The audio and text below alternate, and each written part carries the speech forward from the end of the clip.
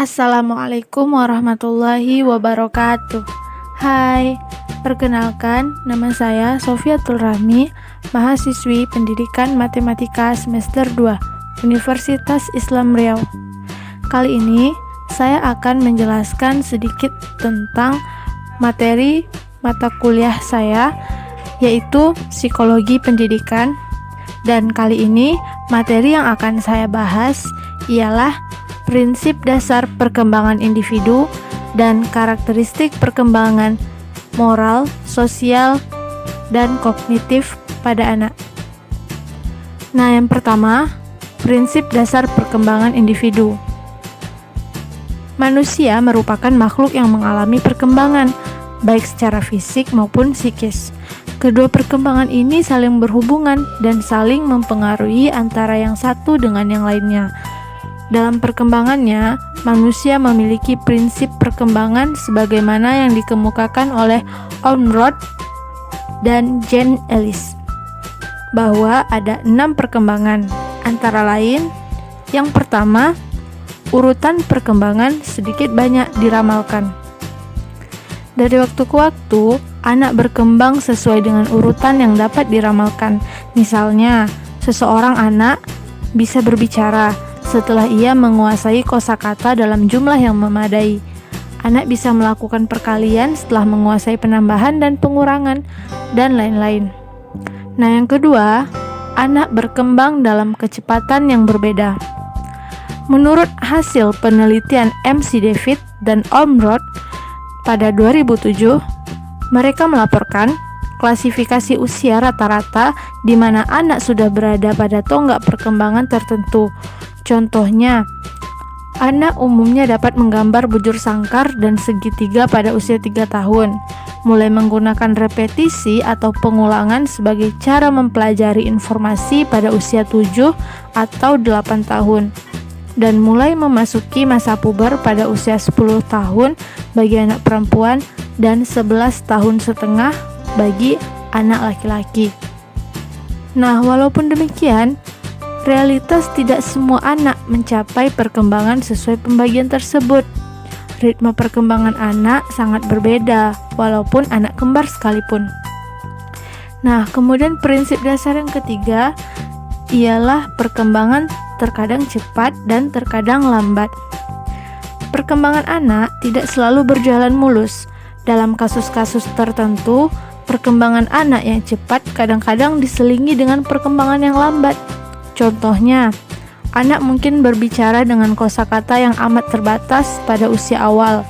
Namun, setelah memasuki usia 2 tahun, muncul ledakan penggunaan bahasa.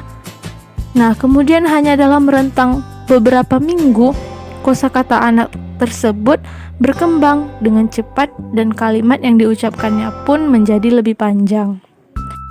Nah, yang keempat, faktor hereditas atau keturunan.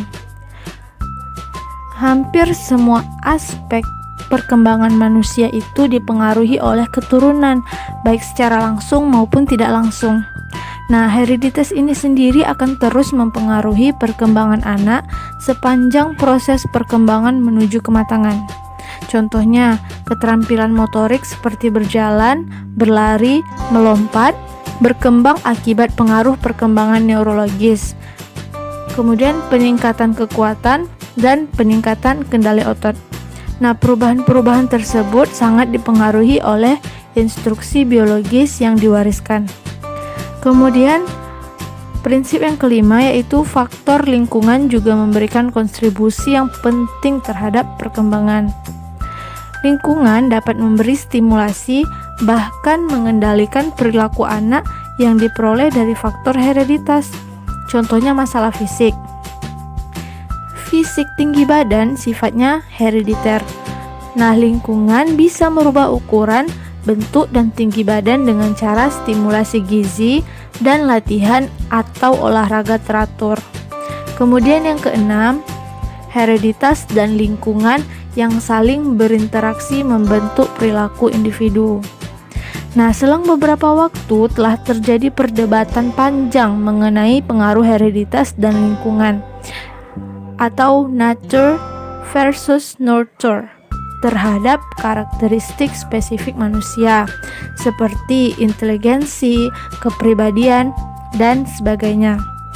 Nah, berdasarkan analisis tersebut, kita bisa menarik simpulan bahwa antara hereditas dan lingkungan sama-sama saling berkontribusi dalam menentukan perkembangan anak. Nah, kemudian masuk ke pembahasan kedua, yaitu tentang karakteristik perkembangan kognitif, moral, dan sosial pada masa anak. Nah, yang pertama itu perkembangan kognitif. Perkembangan kognitif itu artinya kemampuan berpikir atau kemampuan menggunakan otak. Nah, perkembangan kognisi berarti perkembangan anak dalam menggunakan kekuatan berpikirnya. Dalam perkembangan kognitif anak, dalam hal ini otaknya mulai mengembangkan kemampuan berpikir, belajar mengingat.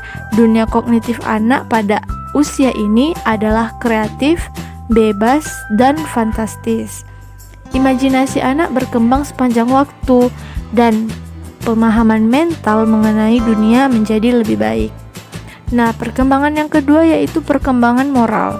Perkembangan ini merupakan perkembangan yang berkaitan dengan aturan dan konvensi mengenai apa yang seharusnya dilakukan oleh manusia dalam interaksinya dengan orang lain. Nah, perkembangan moral pada awal masa anak-anak masih dalam tingkat yang rendah.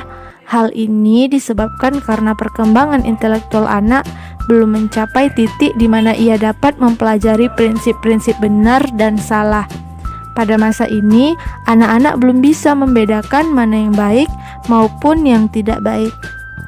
Nah, untuk perkembangan moral ini dibagi menjadi 4 teori. Yang pertama, teori psikoanalisa.